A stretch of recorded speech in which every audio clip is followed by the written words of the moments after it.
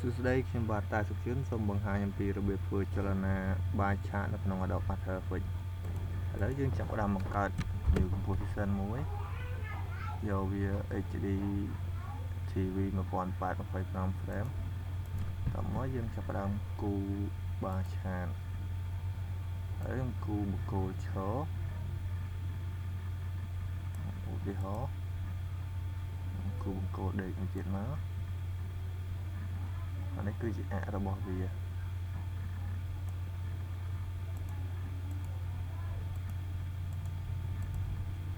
ទៅទៀតជាផ្ដាប់គូបាឆាតឥឡូវនេះខ្ញុំគូបាទី1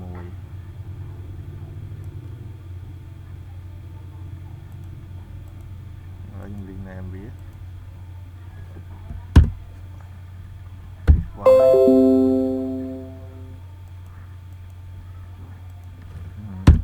x ណានេះបង្កត់បាឆាត1អូខេឥឡូវយើងចាប់ផ្ដើមធ្វើចលនាបាយឆាត1នេះឥឡូវយើង duplicate វាបាន2 3ទៅ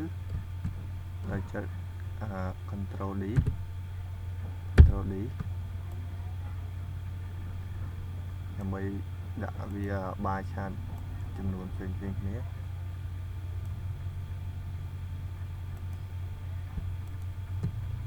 scale វាទូតិចមើលទៅវាយ៉ាងធំពេក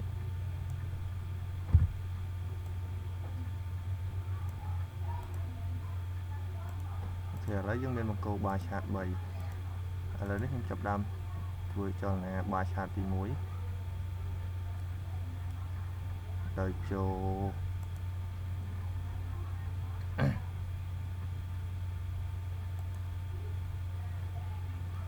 scale វា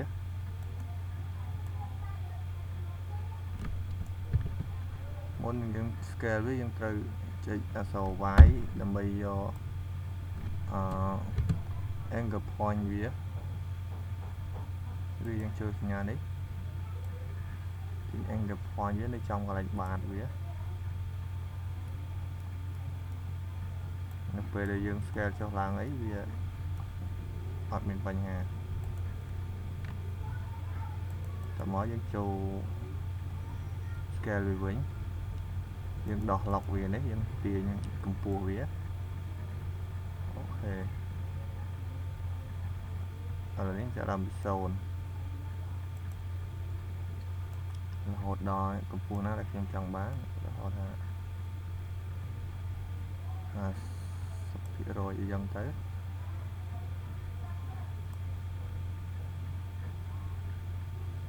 អូខេ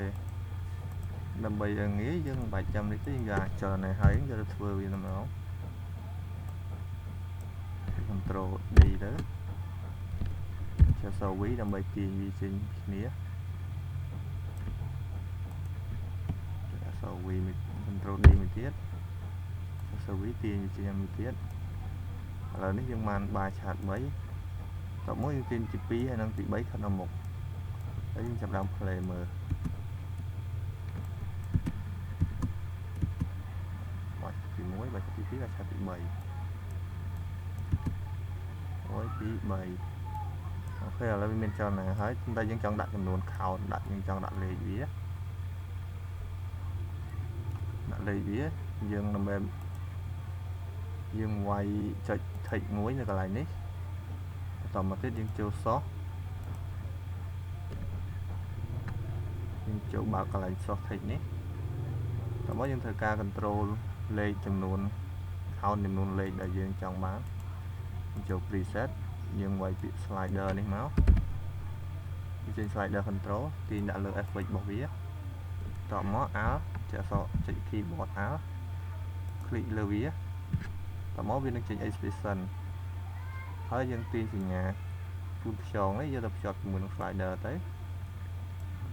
នៅពេលដែល slider ទាញលេខប្រមាណគឺវាចេញប៉ុណ្ណឹងឲ្យអូខេហើយដើម្បីឲ្យវាមានចលនាឲ្យបើសិនតែយើងដាក់អញ្ចឹងវាបានតែចំនួនលេខវាអត់ដើរ count តាមយើងទាញទេ ពេលដែលនេះគឺចលនាថតយើង select ត្រឹមនេះលេខ0មកដល់ត្រឹមនេះ92គឺវាដល់លេខនេះដល់92អញ្ចឹងដើម្បីដាក់ចលនាវាយើងត្រូវចុច C code នេះទៀតC expression មួយទៀតគឺយើងចុច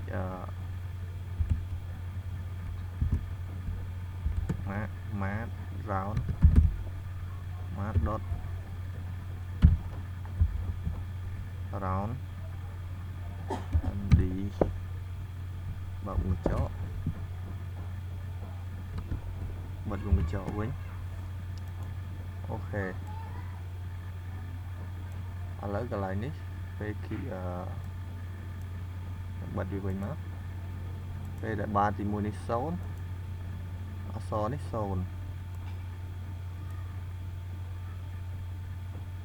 បារទី1ឡើងដល់កម្ពស់ចាក់សយូក្នុងមើល key frame វានេះឧទាហរណ៍យើងចង់ដាក់ចំនួនលេខវាញ៉ា comment សិនទៅវិញយើងចង់ដាក់លេខវាត្រឹម100 208ទៅលើនេះមកដល់ត្រឹមនេះយើងដាក់0អូខេឥឡូវយើង play វាមើលអូខេឡើងហើយពី0ដល់208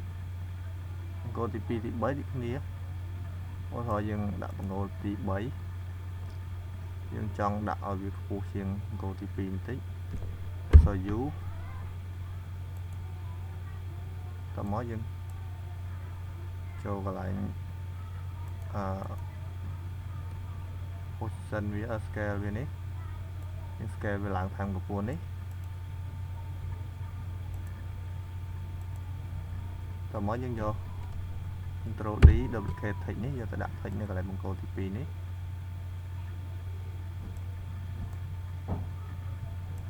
ដល់កម្ពស់នេះយើងដាក់ថា300អញ្ចឹង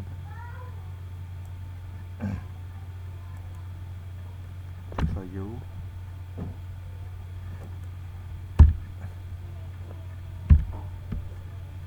លុប keyframe ចោលសិនគឺថាវាមានច្រើន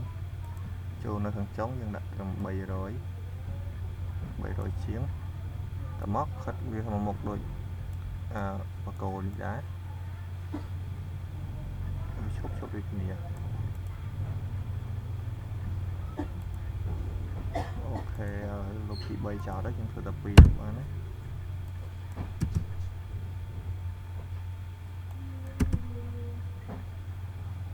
បន្តមកទៀតយើងទាញ position នេះដាក់ឲ្យតាមបារនេះមក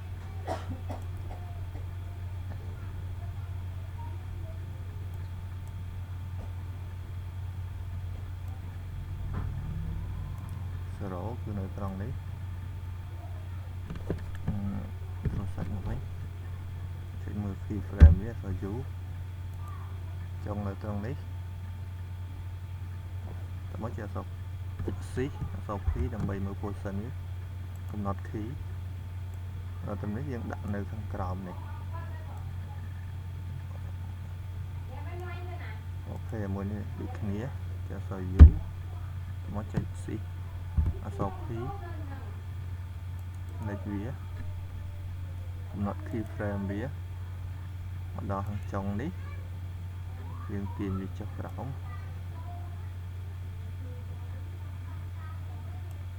អូខេឥឡូវយើង play វាមើល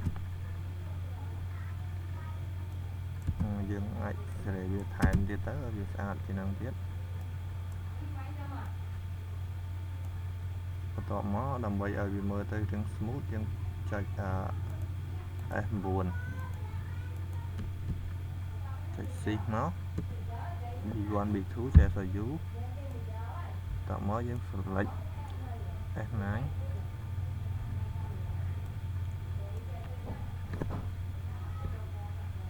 F9 នេះ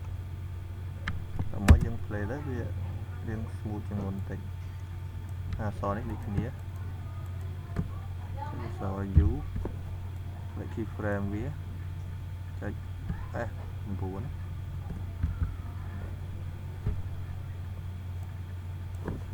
ហើយយើងចាប់ដើម play វា តមកទៀតយើងធ្វើកំណត់คลิกលើម៉ោងនេះ graphic editor នេះ graph editor នេះតមក select លើ scale ហើយយើងចុចវាយើងទាញវាមកណាអីចឹងយើង increase យក speed edit speed graph ហើយយើងត្រូវចុងហើយយើងទាញវាមកទាញវាមកខាងដើមយកមកហើយមួយនេះដូចគ្នាដាច់មកយើងទាញវាមកខាងដើមនេះមកហើយអានេះក៏ដូចគ្នាដែរ position វានេះ position មួយនេះក៏ទាញយ៉ាងណា slider នេះក៏អាចទាញយើងអាចទាញវាបានដែរទាញវាមកអង្គុលនេះមកដើម្បីវាមើលទៅយើង smooth បិទវាវិញចោលអស់ហើយយើង play វាមើលអូខេហើយយើងចង់បង្កើតវាបានមួយទៀតយើង control D វាមកតមកទាញវាខិតដល់មុខមកហើយយើងទាញយ៉ា control move វាអស់ដែរ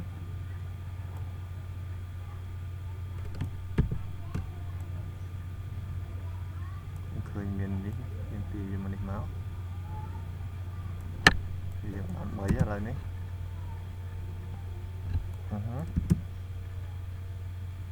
តមកទៀតយើងបង្កើត background មួយ control Y អូខេដាក់ background វា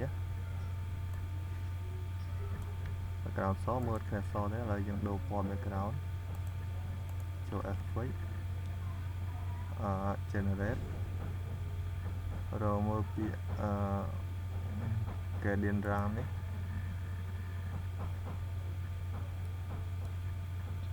យើងដូរពណ៌ខ្មៅទៅពណ៌យ៉ាងបុកផេះ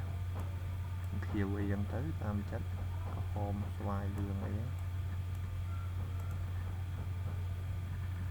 ដូរពណ៌នេះទៅជាពណ៌ស្តៀងគ្នាហ្នឹងយើងអាចរើសវាយកជា radial ក៏បាន ram ក៏បាន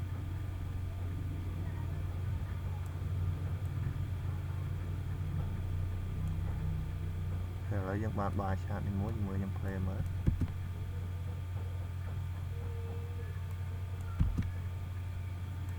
ហើយបើចង់បានមួយទៀត duplicate វាមួយទៀតមកហើយយើងអាចកែ command D មួយទៀតមកយើងអាចកែតម្លៃវាតាមនឹងវាទៅ